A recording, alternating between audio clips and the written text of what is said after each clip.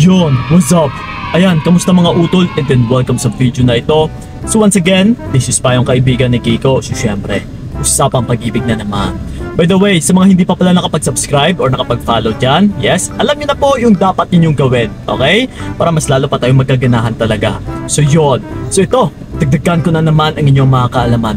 Kasi ito ha, ang magiging topic natin sa video na ito is signs na nasa isipan ka palagi ng ex mo. Yon. So ito mga utol, well, i-reveal na naman natin na kung ano ba yung mga senyales o gawain ng isang tao o ng isang ex once na ikaw ay palagi pang umiikot sa kanyang isipan. Yung tipong hindi siya makakalimot sa'yo or palagi kanyang iniisip talaga. Okay? Dahil kung minsan is may naguguluhan din na nagtatanong din sa akin na Kuya Kiko, ano ba yung ibig sabihin kung bakit gumaganito pa yung ex ko? Okay? Na hindi nila alam, syempre, hindi ka pa nawawala talaga sa isipan ng ex mo. Na kung minsan ay kukunin at saka kukunin pa talaga yung atensyon mo sa pamamagitan ng sasabihin ko dito. Okay?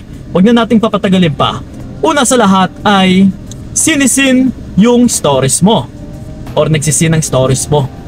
Yes. Isa ito sa gawain utol ng isang ex once na hindi ka mawala or hindi ka pa nawala sa kanyang isipan. Yung tipong sa bawat minamay day mo or stories mo ay nandyan siya palagi, nagsisin. Kahit hindi man lang nagre-react or kahit walang react, pero palagi-lagi ito nagsisin sa mga stories mo. Yes, sinyalis po yan na hindi ka po nawawala sa kanyang isipan.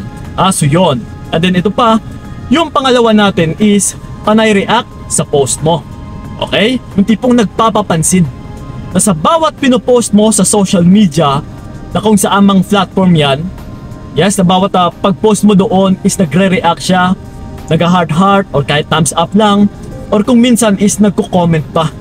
Yes, again, kinukuha niya po yung pansin mo.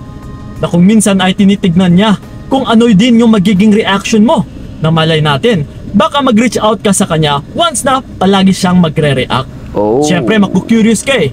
Uy, bakit kaya siya palaging nagre-react sa mga pinopost ko? I-reach out ko nga yung taong ito? Yes. So ganun po yung gustong mangyari ng ex mo. So again, isa lang din po yan sa pagpapapansin na dahil sa dahilan din na hindi ka pa nawawala sa kanyang isipan. Okay? So yun. And then ito, yung pangatlo natin is nagre-reach out. Okay? So yung tipong hindi naman lagi-lagi, kung minsan, let's say na kung may okasyon, mabibigla ka talaga na, uy, bakit bigla siyang nag-greet sa akin? Bakit kaya nag-greet pa ito sa akin?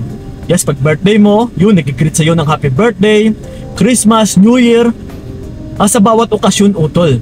Isa lang din po yan na hindi ka pa nawawala sa isipan ng ex mo. That's why, palagi pa itong kumukuha ng pansin mo. Sa pamamagitan na kunwari is nag-greet, pero tinitignan niya rin kung ano pa yung magiging reaction mo sa kanya. Okay? So yun. And then ito, yung pang-apat pa natin is tinititigan ka kapag nagkasalubong kayo. Okay. Ito naman ng mga instances na like for example is magkaisa lang kayo na barangay or magkalapit lang yung bahay ninyo or let's say na isang trabaho lang or isang kumpanya lang kayo. Tapos yung tipong magkakasalubong talaga kayo halos araw-araw or paminsan-minsan dahil nga sa isang field lang or field of work yung pinagtatrabahuhan ninyo. Or let's say yun nga sa isang barangay lang din kayo.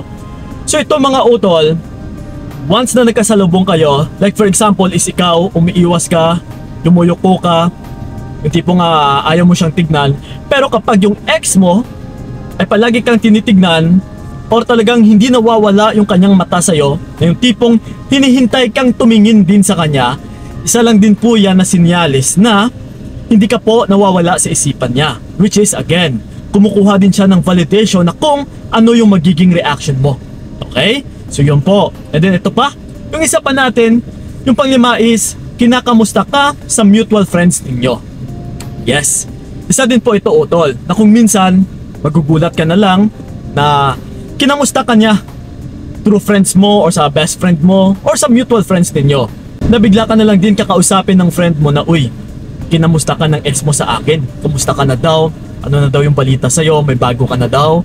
Yes, kung masaya ka na ba? Kung may bago kung ano ba yung bago sa'yo. Okay? So, kapag ganito utol, yung tipong nangangumusta pa yung ex mo, kahit let's say sa kamag-anak mo, sa mga kapatid mo, na nagre-reach out pa siya sa mutual or circle of friends ninyo, nako po, isa lang din ito na sinyalis na hindi ka pa nawawala sa kanyang isipan. Okay? So yun. And then ito pa, yung pang-anim natin is friend pa rin kayo sa social media. Yes. Ito ha, once na nagkahiwalay na kayo, and then still, friend pa rin kayo sa social media. Like I said na rin kanina, yes, na habang kayo ay magkaibigan pa or friends pa kayo sa social media, and then still, nagre-react siya sa mga post mo, sinisin niya yung stories mo, isa lang din po ito na sinyalis na palagi ka pang umiikot sa kanyang isipan. Or let's say, in other word, ay hindi pa siya nakaka-move on sa'yo. Yes, that's why hindi ka pa niya binablock or hindi ka pa niya ina-unfriend. And then isa na rin ito na nagpapahiwatig na wala pa siyang bago utol. Na wala pa siyang bagong jowa. That's why still nandiyan ka pa din. Friend niya pa rin. Dahil kung minsan ay umaasa pa yan. Okay? So yun. And then ito, yung pangpito natin or yung panghuli natin is gusto makipagkita sa'yo. Yes. Ito mga utol, actually, once na gumaganito yung isang ex na palagi kang kinukulit, na uy, ano na ba? Pwede ba tayong magkita pa? Pag-usapan naman natin or kahit sabihin na natin na iset aside na muna natin yung relationship natin dati, kung ano man yung mga pinagdaanan natin dati. Ang gusto ko lang kasi is yayain ka or i-invite ka na kumain tayo sa labas, konting kwentuhan lang. Ito utula, it's a trap po ito. Yung hindi mo alam, yung paka niya is yes, na mag-uusap kayong dalawa, pero yun na nga, yung pinakamotibo niya dito ay uutuin or bibilugin ka na naman ng ex mo. Para makuha niya ulit yung loob mo. Pero isa din po ito na sinyales, that's why na gusto ka pa niyang kausapin or gusto niya pang makipagkita sa iyo or gusto kanyang ilabas. Nagpapahiwatig po ito na hindi ka pa nakakawala sa kanyang isipan or hindi ka nawawala sa kanyang isipan. Na again, hindi pa siya nakaka-move on sa iyo. That's why gusto niya makipagkita pa sa iyo. Yes. So ito mga utol ha, pero again, warning lang ha. Bago nyo po o bago kayo kiligin sa mga gawain na ito na pinapakita ng ex ninyo, isipin nyo naman or alalahanin po ninyo kung ano yung mga nagawa nilang kasalanan sa inyo dati. Dahil kapag sinabi nating ex ay ikis na po talaga yan. Hindi na po pwedeng maging Y or Z pa yan or kung ano pang letra yan. Yes po. Pag sinabing ex utol, ibig sabihin ay may lamat na. May pinagdaanan na kayong hindi maganda. That's why nagkahiwalay kayong dalawa. Okay? So yun lang po. Sana'y nakatulong din yung video na ito. And then ito, sana'y nalaman nyo na rin kung ano yung ibig sabihin, kung bakit nagpaparamdam pa yung mga exes ninyo sa inyo. Okay?